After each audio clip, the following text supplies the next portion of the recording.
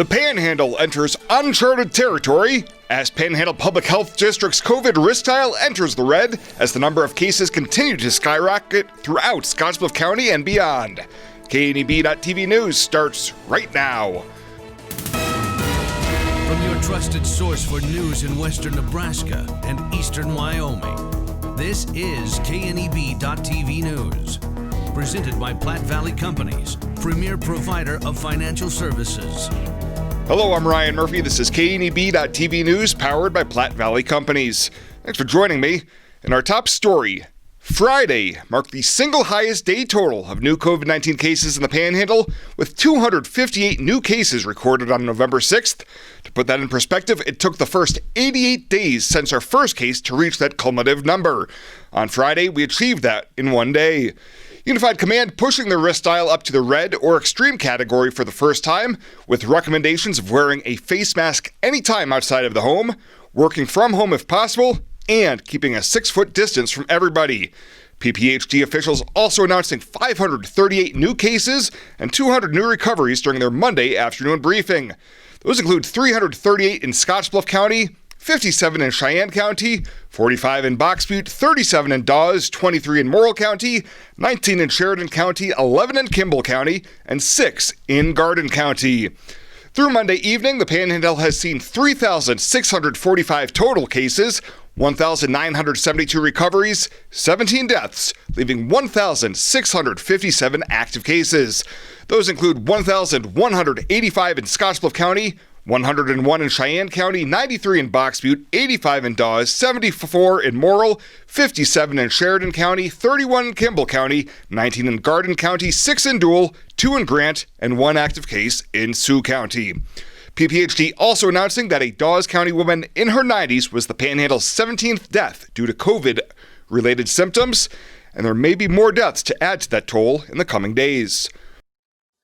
We are asked by the state not to put them on our dashboard until we've gotten a confirmed death certificate back, but we believe there's at least 7 that are pending.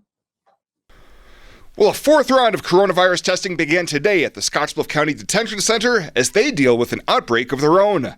Sheriff Mark Overman told commissioners last night that so far, more than 100 inmates and 40 of their 72 staff members have tested positive for the coronavirus. He says it is getting managed by both jail staff and PPHD, and notes that they have been great to work with. The sheriff wanted to let the board know what a tremendous job the corrections officers and staff members have been doing as the pandemic surges.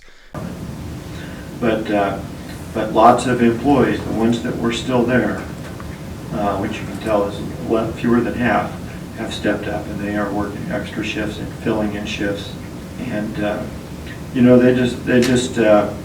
they deserve our thanks. It's a tough time for all of them, and I'm very proud of what they're doing. Overman adds that local police have been issuing citations in lieu of an arrest whenever possible to limit the number of people coming in and out of the facility. Well, coming up after the break, Bill Boyer's in with your Tuesday evening forecast. We'll have that right after this on KNEB.TV News. At Platte Valley Bank, we offer loans with competitive rates and quick decisions from our experienced lenders. Our team works hard to get to know you and your business. From ag to auto, home loans, and everything in between, we're here to help. Stop by Platte Valley Bank or apply online to find the loan that is right for you today. New season and new fashion is in at Compliments for you and your home. Check out what's new from Tribal and Charlie B. From light layers for warm days and cool nights to reversibles that are a must-have for the season. Compliments has the style for you. With great looks come great deals. Compliments always has weekly deals to bring more style into your life. Get ahead of the trends and get the new shapes, shades, and colors this season at Compliments for you and your home. 1708 Broadway, downtown Scottsbluff.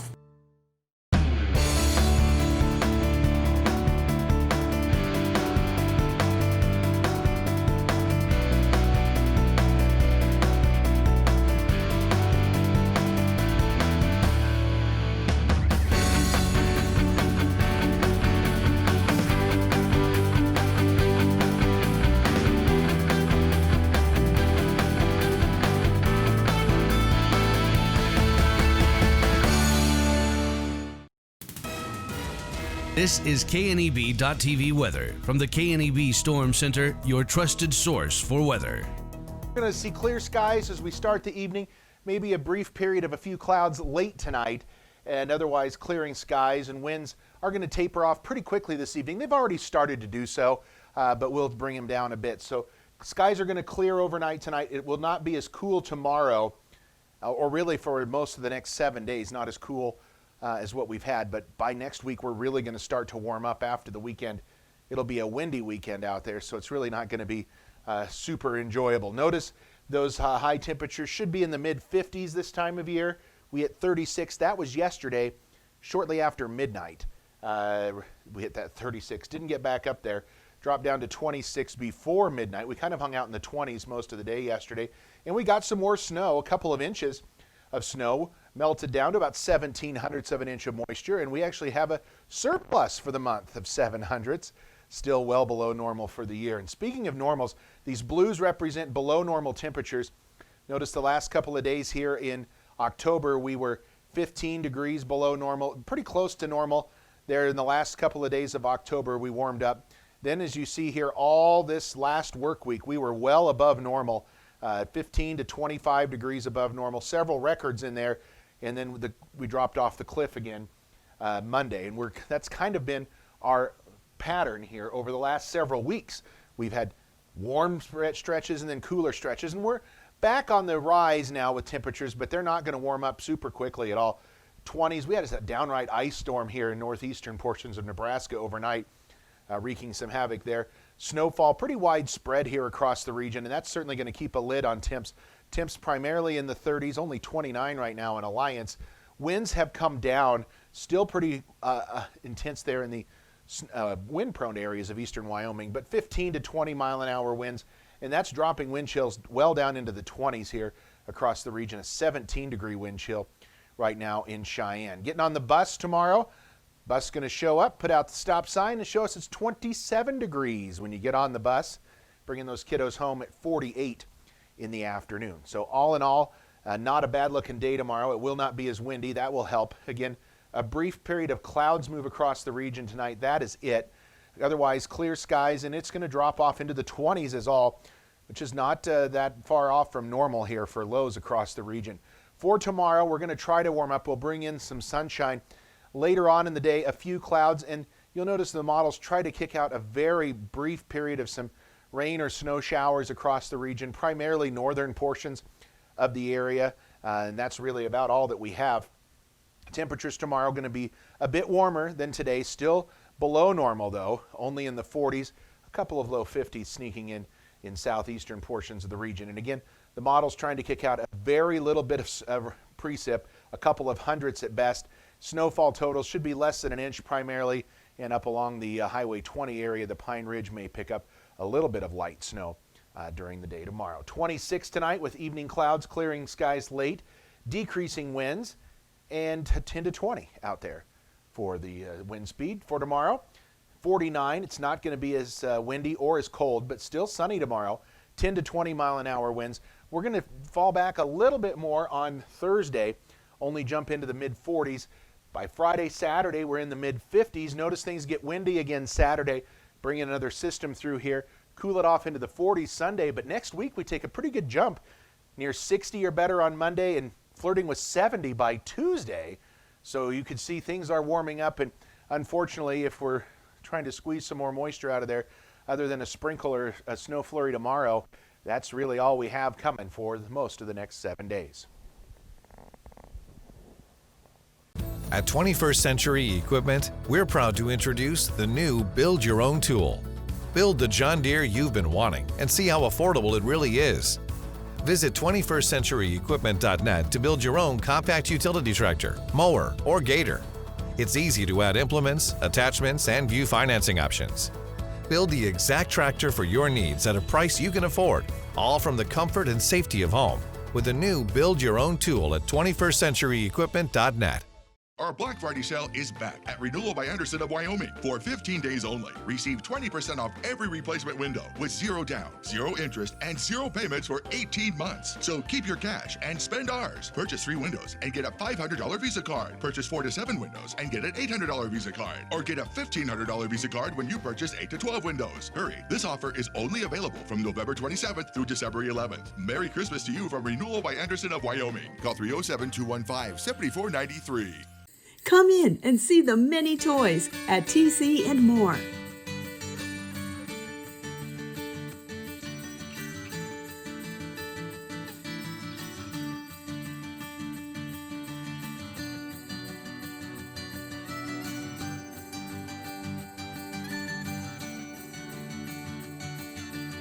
Toys for every age can be found at TC and More, 1621 Broadway, Scottsbluff.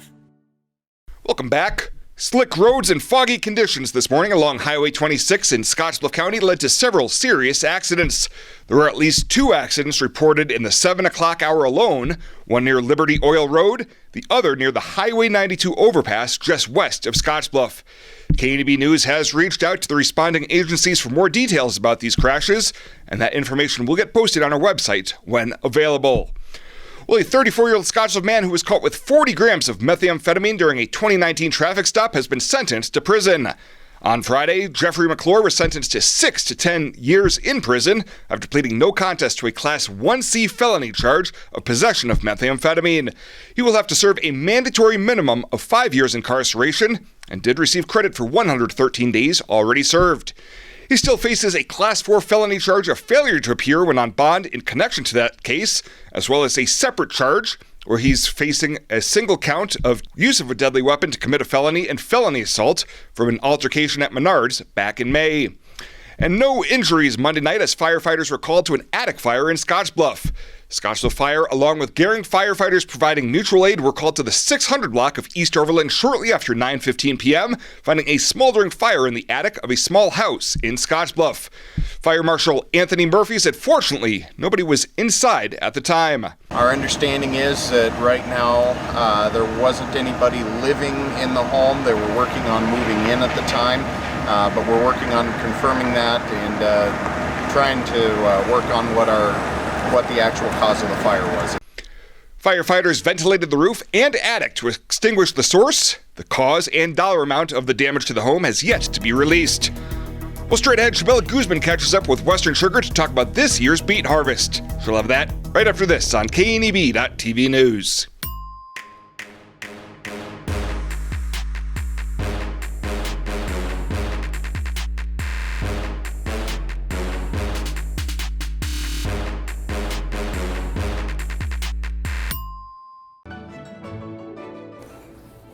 This chair is way too big.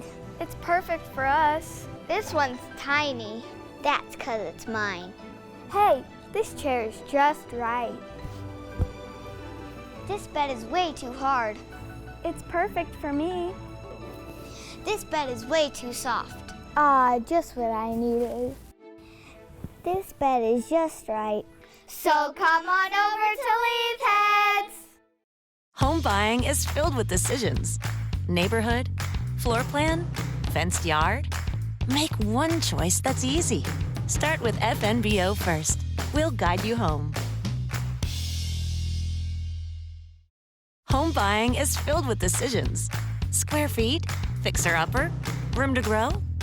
Make one choice that's easy. Start with FNBO first. We'll guide you home.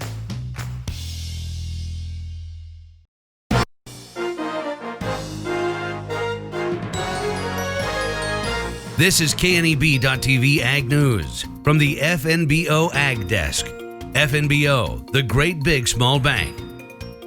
The Western sugar beet harvest is wrapping up this week in most areas. Michael Anrelka, Western Sugar agronomist, says they have just a few acres left. Looks like we're going to have a record sugar crop, so our sugar average is coming in at an 18.8% and tonnage around 31 tons, so it's ending up being a pretty decent year. This is about an average close for the season. Had a couple weather events that slowed things up, but we're ending up wrapping up about on time. Western Sugar contracts with growers every year for the amount of acres they calculate will bring them what they need in sugar content. Our acres are about the same as they were last year, but our tonnage is a little higher, had better yields coming in. We had great growing degree days, a lot of heat this summer, and just a lot of great opportunity for the crop to grow. Of course, like any crop, but especially for sugar beets, once they are out of the ground, weather can be a major factor. In the past, cold days followed by hot days have caused spoilage in the beets as they are piled on the ground before they can be sliced and processed. Relka says with the cool, warm weather this year, they have had their ups and downs. The piles are holding up really well. We did start the season with having to have a heat shutdown because it was too warm, and then a little later in the campaign we had some freeze damage and had to slow up harvest for that, but now we're wrapping up with that and going to end up finishing harvest this week. So. Western Sugar will run through late February or early March to clean up the piles and process all of the sugar beets. Small business, you're the engine that makes our communities thrive. That's why we're with you, providing more for you, so you can focus on what matters most.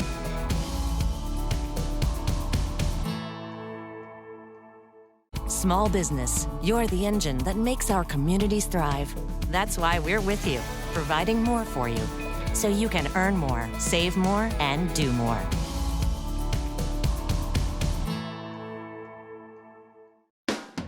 The Verizon family is full of frowns because they're spending too much for their unlimited data and phones, while the Viero family is all smiles because they're getting 4 lines of unlimited data with 2 free Apple iPhone SE for mom and dad and 2 free LG K31 smartphones for the kids, all for just $100 a month. They're saving so much, they're able to get Fido. Find out how you can too at Viero.com or your nearest Viero store.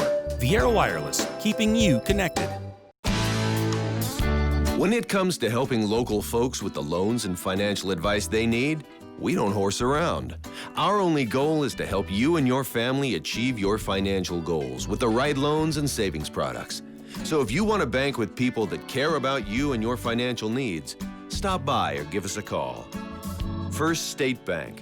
We're big on you. Member FDIC. Online at fsbcentral.com. Well, let's take a look what's happening on today's calendar.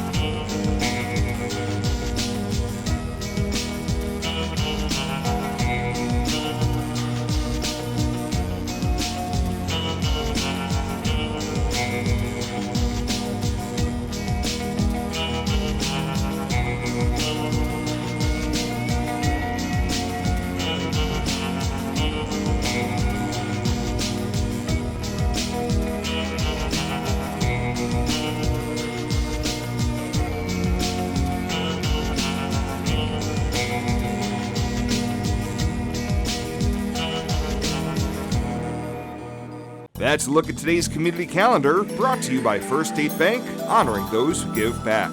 Nominate your community champion at fsbcentral.com. At Elite Physical Therapy, we provide preventative and rehabilitative treatments that maximize function and promote well-being for patients of all ages. With 2 locations in Scottsbluff and Gearing, we offer the convenience of you choosing your location with the same great services no matter where you go. Stop into one of our locations today, in Scottsbluff at 214 West 27th Street or in Gearing at 10th and M Street, and see what Elite Physical Therapy can do for you. Treatment you need and care you deserve. At Platte Valley Investment Center, we believe in personalized planning for your financial goals. As your retirement income partners, our concern for your success combined with resources from Raymond James can help you make confident decisions for your financial future. Our team of financial advisors will help you make your money work just as hard as you did to earn it. After all, our goal is to help you reach your financial goals. Call me, Jody Rosiska, or Kevin Fig, Financial Advisors, to set up your free, no obligation pre-retirement review. And finally tonight, the Gearing City Council last night gave approval of a variety of items on the agenda. City staff discussed the start of the process of annexing 10 parcels of land around the community, all of which already receiving city services with the exception of West Lawn Cemetery. City engineer Annie Folk explains why that parcel is being considered. In order to annex property, that property has to be served by city services, and we don't have any water or sewer out there. Now, that being said, the property owner can waive their right to those services, which is what we're recommending the city do here, why we included those city properties, mainly because typically our police department are the ones that are going to be responding out there. That process will now move to the city's planning commission for further consideration. One final note now, as well, as you may have noticed a new set here tonight, and that's because I have been identified as a possible close contact to a presumed positive case, so I am quarantining at home for the foreseeable future. So as always, thank you so much for tuning in, stay safe out there, and we'll see you here next time.